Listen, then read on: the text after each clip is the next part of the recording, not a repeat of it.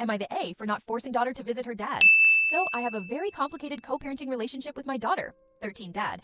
He lives in another state and rarely visits. He visits once a year.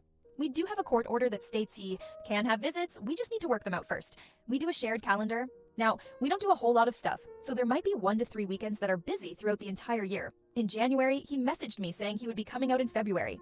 I hadn't put anything on the calendar yet, but knew we would be. Busy only 1 weekend that month, Valentine's Day, then my B-Day is next day. That just happened to be the weekend he picked. I told him that wasn't a good weekend, but every other weekend was completely open. He got mad, said no, he was coming down that weekend and there was nothing I could do about it. Honestly, wasn't going to argue with him, so I informed my daughter that her dad was coming out that weekend. She freaked out when hearing when he was coming out. She told me her friends had told her that her crush was planning on asking her on a Valentine's date. Would be her first ever date. She immediately called her dad and begged him to move the weekend. He actually yelled at her, then yelled at me for turning her against him. She ended up hanging up on him and has been ignoring his calls since. Well, she was asked out on a movie date for Valentine's Day, to be supervised by boy's mom. So Valentine's Day comes, her dad is in town now, she refuses to go and goes on her date. She refuses to even meet up with him.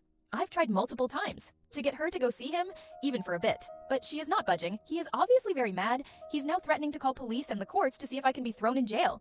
I've tried talking to her, but I can't drag her into the vehicle and force her to stay with him. So am I the A?